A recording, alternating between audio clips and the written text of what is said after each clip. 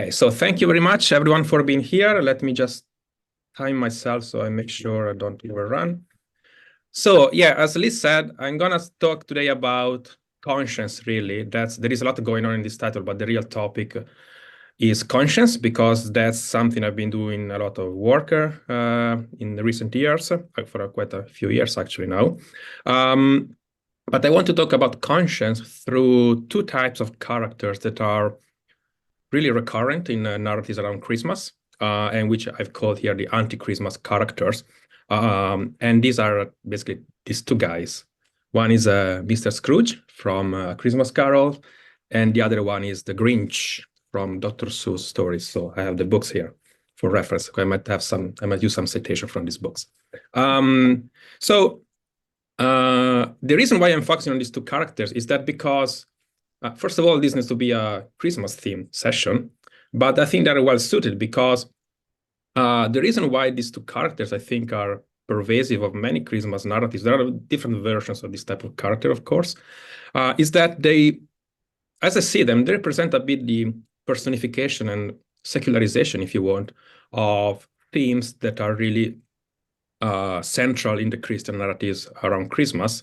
So themes around salvation, rebirth, so this idea of Jesus being born, which is symbolic of some rebirth for humans, and the theme of redemption. So these are really central in the Christian tradition around Christmas, but these characters are personification of secular version of these themes. So, and I think that's why these are recurrent in narratives around Christmas. Also importantly, I think, as I see them, they can provide a useful conceptual map to navigate this concept around conscience, because the notion of conscience is really very complex. It's a very long historical tradition. There is no way I can do justice to this topic in half an hour. But I think if we focus a bit on these characters, I think interesting aspect of conscience might come up. And then I'd be happy to hear what you think about that. Now, I think, of course, if you want to focus on these two characters, the first thing to do is to briefly tell these two stories. I'm pretty sure you're all familiar with, if not with the original story, with some version of the stories, because as I said, there have been many adaptations. But these stories, the original ones, were published in the mid 19th century, in the case of Christmas Carol by Dickens, and in around 1957, I believe, for Dr. Seuss' The Grinch. And the pictures you see here are the original drawings in the first editions of these two books. Interesting, I found out that the Grinch is not actually green. It was drawn without any color. But you might know these characters in other formats that have been, so they've been portrayed in many different ways in literature and cinema. The two stories are in a way similar and in a way different. Very briefly, so these are both characters that start off as being really against Christmas, and then by the end of the story, they have this change of heart and they fully embrace the spirit of Christmas. The story of Christmas Carol is obviously more complex. There is a lot of literature around this character, both from a psychoanalytical perspective, psychological perspective, the socioeconomic analysis of England in the Victorian era, in the 19th century. I want to focus on the philosophical aspect of it here, of course, of conscience. But briefly, the story of Christmas Carol is, so we start off with this character, Mr. Ebenezer Scrooge, who is a very stingy, the stereotype of the grumpy old man, as you will say. And in the first chapter of the book, you see Mr. Scrooge, who refuses, for example, to donate some money to a few children who are singing Christmas carols outside his office. He refuses to donate money to a couple of gentlemen that walk into his office to ask for some money for some charity to help poor people. And interesting, when told by these two gentlemen that these poor people, these beggars on the street, sometimes they refuse to go to shelters and they rather die than go to a shelter, so that's why they need to raise more money. Mr. Scrooge says, well, if they rather die, they had better do it and decrease the surplus population. That's his approach, just to say. Now, so on Christmas Eve, Mr. Scrooge goes back home, and he has this visit by Marley. So Marley is his previous partner in business, who died a few years earlier. And Marley says that announces to Scrooge that 3 ghosts will visit him during the night, showing him images about his past, his present, and his future. So these ghosts come. They take Mr. Scrooge through a journey through his past, present, and future, showing him images of himself as a young boy, showing him images of other people, how they're living Christmas in the present, and showing him images of Mr. Scrooge in the future when he's dead. And that's where the story becomes a bit gloomy, grim. So there is a lot of many dark moments in the final chapters of this book. So just to give an example of the things that this ghost show Mr. Scrooge. So in one scene from the Ghost of Christmas Present takes Mr. Scrooge around the town, and at some point he shows Mr. Scrooge this image of the family of his clerk, so one of his employee, that is a very poor family, but despite lack of money, they still enjoy Christmas, big Christmas dinner. And I said despite lack of money, but also despite the fact that one of the sons, Tiny Timmy, that's how it's called in the book, is very sick. And at some point, Mr. Scrooge asks whether Tiny Tim will live. And I will say something more about that. So at the end of the story, having gone through his past, present, and future, Mr. Scrooge has a change of heart, fully embraces the spirit of Christmas, and everything is good in a way. So this is the story of Mr. Scrooge. I mean, the story of the Grinch is similar in many ways. I'll be much quicker on this. So we don't know, in both cases, we don't know exactly why these characters hate Christmas. In the case of the Grinch, we are told that, so what Dr. Seuss writes is that no one really knows why, but he says, I think the most likely reason of all may have been that his heart was 2 sizes too small. So that's the reason why the Grinch hates Christmas. I will say something about that also in due course. Now, these are the stories. What I would like to focus on is this theme of redemption, really, which is present in A Christmas Carol, of course. And I would like to start from this theme to discuss this thing that we call conscience. So this notion has been given different meanings, different interpretation, different functions in the history of philosophy and theology as well. I'm not a theologian, so I will not speak much about that aspect. I will say something, but that's not really my area. Also, there is a lot of intersection between theology and philosophy when it comes to conscience, so that's an important thing to say.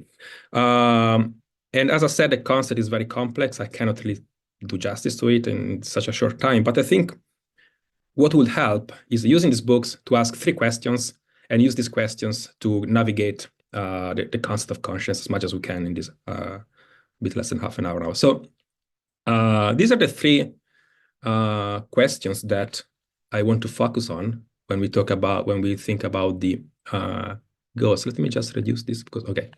So consider these 3 questions. The first thing is, who or what are really these ghosts?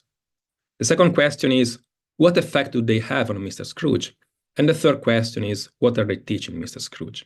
And what I want to suggest that if we think of this question, each answer to this question says something about conscience, or at least about how conscience has been interpreted in the history of philosophy. So let me start with the first question. For some reason, I cannot move on with my slides. Sorry, this. Okay, yeah, he wants me to click. Sorry. So let's start with the first question. So who or what really are these ghosts? And really, this is a question, to me at least, about what exactly is conscience. Because it's relatively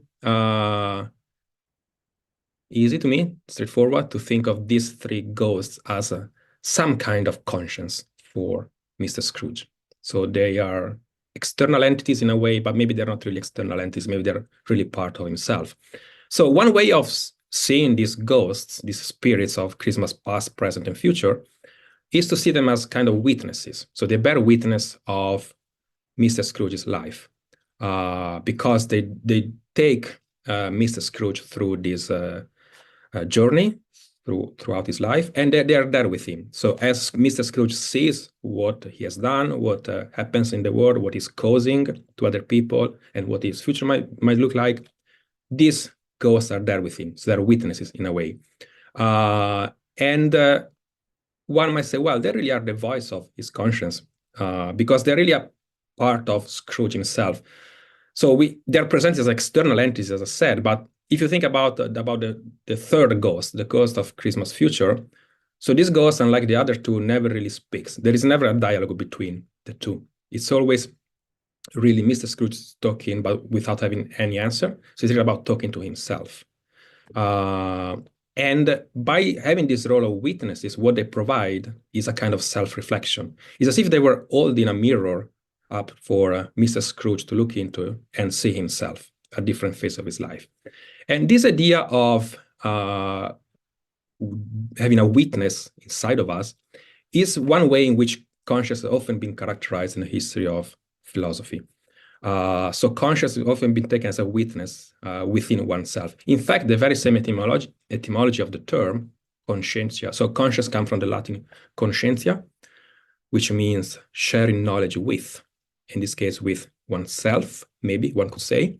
By the way, this term derives from a Greek word, which means the same thing. So this idea of sharing knowledge.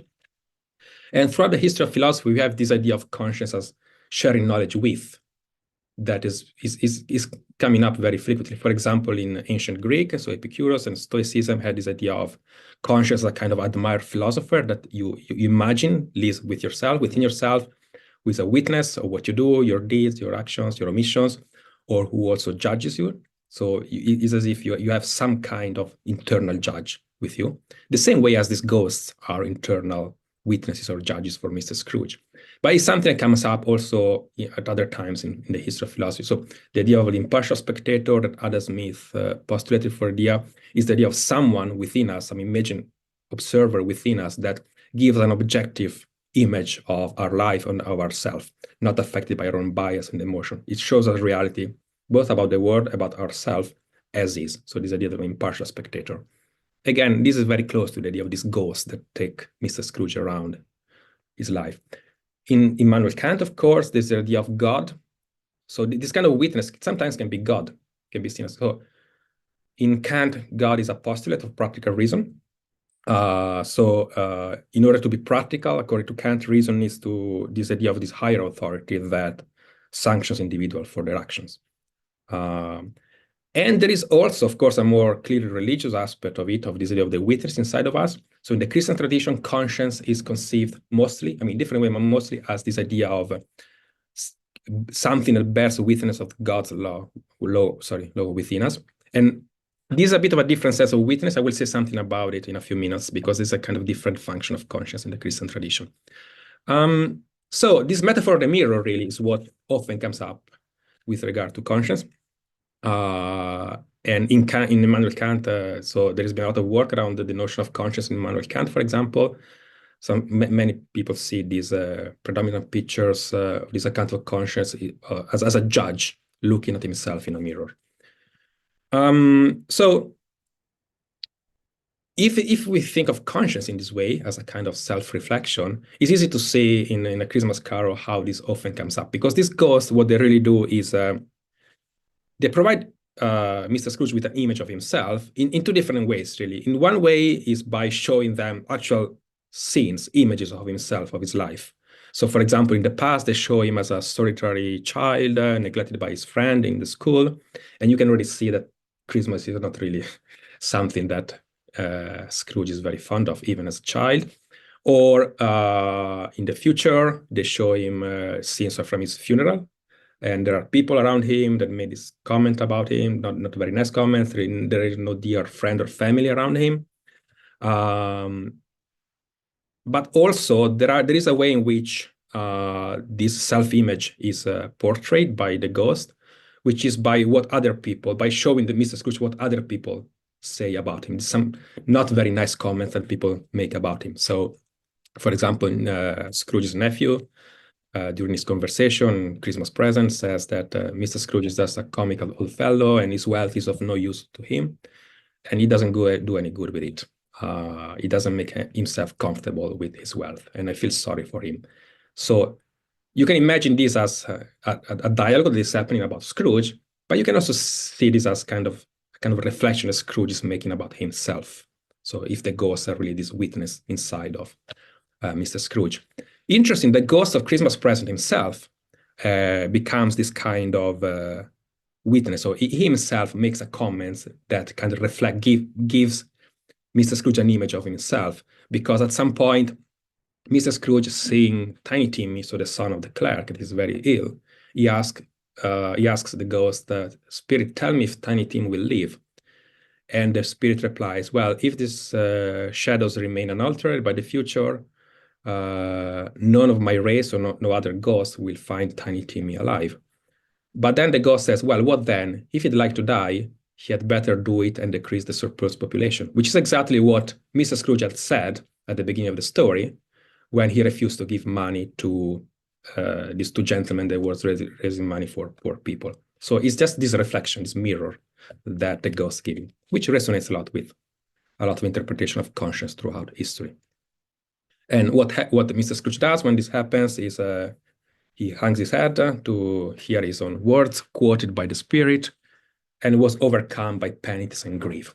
Now, these are two keywords, penitence and grief, because these have to do with the second question that I asked at the beginning. So what effect do these ghosts have on Mr. Scrooge? And if we think about conscience, the question is really about what effect does conscience have on us? What is the role of conscience? What does it do on us?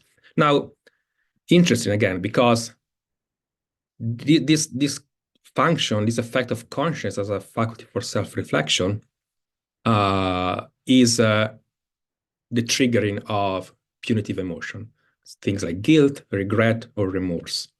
Again, these are emotions, feelings that are often associated in the history of philosophy with conscience. And if you think about it, when you talk about conscience, it seems that these things are often implicit, often implied. So I'm just trying because, okay, sorry. So James Childress, this philosopher, he argued that the motive for acting morally that defines conscience is precisely in part avoidance of a sanction imposed by the self on itself. So this idea of punishing oneself in a way, which is also why there is a lot of work in psychology about the notion of conscience. Interesting, there's a lot of work around psychopathy. So often psychopaths are portrayed as lacking conscience.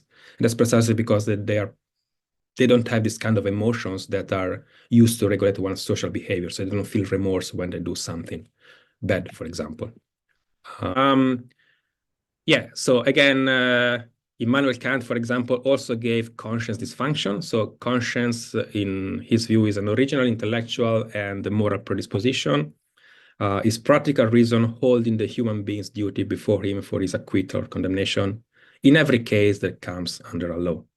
So if this is one of the functions of conscience, which it is in the history of philosophy, we can often see that in Mr. Scrooge. So there is this kind of expression that Mr. Scrooge uses very often in this book. This idea, I should have liked to. So this kind of phrase that expresses some regret. And he uses this sentence at least 3 times in the book. So for example, at some point he said, "I should have liked to have given him something." So this happens when I think when he meets, when he sees the image of himself as a child, as a lonely child, and then that prompts him to remember that he refused to give money to this poor child outside his office that was singing his Christmas carol. And comparing himself as a child to this child now, he has this kind of regret. He says, "I should have given him some money, really." And it happens a few times throughout the book. These are a few other examples when showing him images of his life or someone else's life trigger this kind of remorse. So I should have liked to say a nice word to my clerk now, because he always treats his clerk very badly. I should have liked to have a child and a family, for example, because at some point he's shown images of his previous partner or the woman he was engaged with, who left him because he became too attached to money, to business, and didn't have enough space for human connection anymore. So this woman then goes on with her life. She marries someone else. She has a family.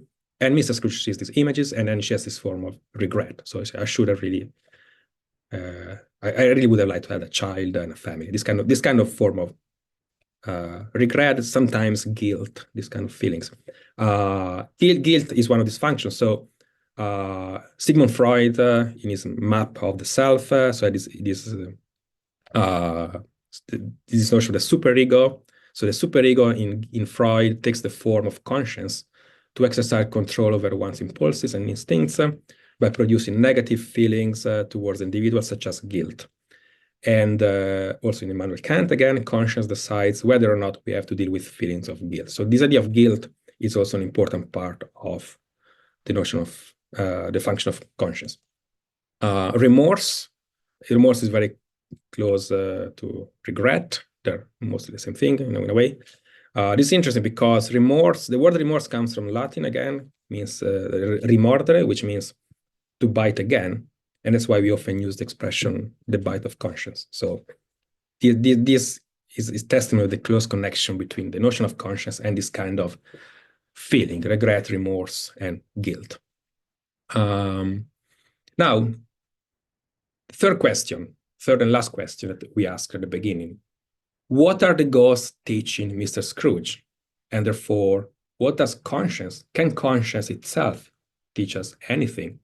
Or to rephrase it in a more philosophical fashion, can conscience be a source of moral knowledge? And this is a bit a more difficult question to ask about conscience. And partly it's because part of the reason why it's difficult is that, well, it depends very much what we mean by knowledge. Broadly speaking, we can think of moral knowledge in two ways. So we can have moral knowledge that is mediated and indirect knowledge of moral principles. And this is very frequent in the Christian tradition, the Christian thought around conscience. So mostly the Christian view of conscience is of this faculty that allows us, well, faculty itself might be a problematic term, but let's say this faculty that allows us to witness the presence of God's laws within us. So for example, Joseph Ratzinger, in his theological work before becoming Pope, he said that something like an original memory of the good and the true, and the two are identical, has been implanted in us, and conscience is, so to speak, an inner sense, a capacity to recall so that the one whom he addresses, if not turned into himself, hears its echo from within. So the idea there is some truth within us, and conscience is the faculty that can grasp the truth. Now, there are different ways in which the Christian tradition has portrayed conscience. Importantly, in the Christian tradition, there is this possibility of an erroneous conscience. And this has to do with the indirect character of the knowledge of moral principle that conscience allows. So in the Thomas Aquinas tradition, in that line of thought, conscience is considered as the act of applying divine laws to real situation. So it's the conclusion of a practical syllogism in the Aristotelian sense of the term. So we have these universal principles that we know through a separate faculty that is called synderesis. So we can grasp this principle, and the idea is that we are never really mistaken in grasping this principle, because there's a general principle about what it means to be good and to do good. But then conscience is the faculty that allows us to apply this principle to a real-world situation. And that's where our conscience can go astray. We can be mistaken. So the practical syllogism can go wrong. Because you can derive the wrong moral conclusion starting from shared and uncontroversial principles. And in this view, the conscience is considered as an act. It's both a cognitive and a motivational, because it's a command and it's an act of excusing or accusing oneself.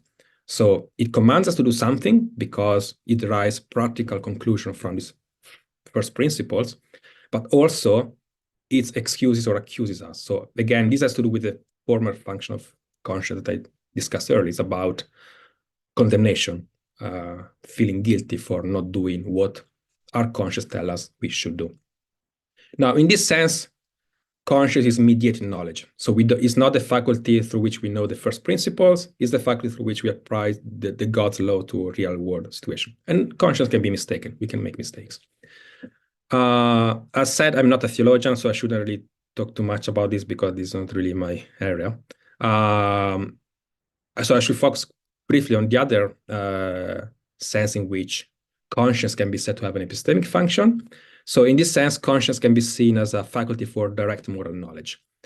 So the idea is that conscience is more like an internal sense, a moral sense through which we grasp moral truth. And the important thing in this view is that it's not that these moral truths are something external that conscience allows us to grasp. So the idea is often that this moral truth is already within us. So conscience is something that is a faculty for introspection. And the idea is that through conscience, we find the moral truth, the good and the truth within us. So for example, this is very evident in Jean-Jacques Rousseau's work on Emile or the education. So according to Rousseau, conscience has access to the moral truth, and education is important because education can free conscience from the corrupting influences of society. So the idea is that we already have access to the truth, but then society corrupts us, and what education can do is free conscience from all these external influences that prevent us from seeing the moral truth. So Rousseau often speaks about the childish errors that we make when these corrupting effects of society stand in the way of our conscience. So this could be, for example, some prejudices in our upbringing. And this is this idea of, so for example, it talks about an innate principle of justice and virtue. So the idea that this principle is innate, is already within us. And through this principle, we judge our actions and those of others to be good or evil. So conscience is the true guide of man, for example. There are many quotes that I could use. And he says, Rousseau, let us obey the call of nature. So the idea that conscience is really something that is there, is the call of nature within us. But this idea that conscience is something that gives us access to moral truth within us, not external moral truth, is really typical of 18th century sentimentalist philosopher, David Hume, most obviously this idea of a moral sentiment, a moral sense. So the idea is something we only need to look into ourselves to grasp moral truth through concept. So David Hume famously wrote that reason is wholly inactive and can never be the source of so active a principle as conscience. So it's a very famous passage from Hume, but for the purpose of this discussion, what I want to focus on is the idea of conscience that he calls a sense of morals. So the idea that the moral truth is already within us and conscience allows us to grasp it. Now, I've talked a lot about philosophers, about Mr. Scrooge. Let me say something about the Grinch now, because I think this idea of moral knowledge as something that is already within us is something you can read. Maybe it's a bit of a stretch, but I like to read in this way into the Grinch. So I said at the beginning that, so the explanation that Dr. Seuss gives for why the Grinch hates Christmas is that, he says, I think the most likely reason of all may have been that his heart was 2 sizes too small. But by the end of the story, what happens is that the Grinch, after having stolen Christmas and then notice that people are happy anyway, they celebrate Christmas despite the lack of presents that he stole. He has this like change of heart and he embraces the spirit of Christmas again. And then Dr. Seuss says, what happened then? And he says, well, in who will they say that the Grinch's small heart grew 3 sizes that day. So again, what changes is inside of him. So the idea that the moral truth is already inside of him. It's about his heart. It's about the size of his heart. So he only needs to look into himself to find whatever moral truth there is in the idea that Christmas is to be celebrated. And this, in a way, concludes our journey, a very short journey throughout consciousness. One thing I wanted to point out is that I've talked a lot about the negative aspect of consciousness, these feelings of guilt, judgment, remorse, but there is also a positive aspect of consciousness. So I said at the beginning that these narratives are very much tied to the Christian message around Christmas. So the idea of rebirth, salvation, redemption. And I think that's the one reason why this type of characters really populate these narratives around Christmas. Because, for example, at the end of the book, Mr. Scrooge, after his change of heart, says, I'm as light as a feather, as happy as an angel, and as merry as a schoolboy. I am as giddy as a drunken man, and I'm quite a baby. And never mind, I don't care, I'd rather be a baby. So there is this idea of rebirth. And rebirth comes with a message of salvation, of redemption, but also with the idea of a joyful conscience. So at the end of the book, Mr. Scrooge is joyful. And we do have examples of joyful conscience throughout the history of philosophy. Cicero and the Latin Stoics, Seneca had this idea of conscience as a source of joy. It can be a source of joy. Also in Luther, in the Protestant tradition. And that happens when, not so much as a matter of self-praise, but when we have the idea that we are living as we should.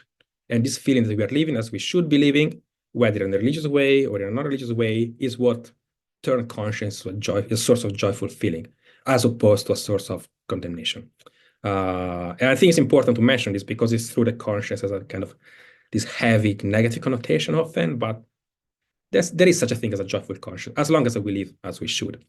I think I ran out of time. I just want to point out that this idea of personification of conscience throughout history, throughout literature, of course, is not unique of these narratives around Christmas. I've put here a few examples of personification of conscience, famous in the literature or in movies. One is Dante Alighieri, the comedy, the famous piece of Italian literature where Virgil, the Latin poet, takes Dante throughout a journey through hell, purgatory, and heaven. And the idea is by doing that, he shows Dante what people are in hell, why they're there, and it basically shows Dante right and wrong. And so this is the idea of the witness. So the both share this knowledge about the right and wrong. There is this the talking cricket is from Carlo Collodi Pinocchio, another famous Italian novel. You might know him through the Disney representation of it. So I think in Disney it's called the Gemini cricket. In Italian it's called the talking cricket. And it's the idea of some advisor. So it tells Pinocchio what is right and what is wrong. And then there is, I think this is called the ethical bug. This is from a more recent Disney movie, which now I can't remember, but maybe someone online will know about that. But these are different personification of conscience. But for this one, I wanted really to focus on the Christmas aspect of it and the Christmas, the feature of conscience that are more consistent with the Christmas message and the Christian message of Christmas. And that's basically it. This is the real Mr. Scrooge. This is my cat called Galileo, who hates everything and everyone. And I believe that he also hates Christmas a bit. If you want more information about conscience, learn more, I wrote this entry in the Stanford Encyclopedia of Philosophy that talks a bit about the things I've discussed here and more than that. Thank you very much. I look forward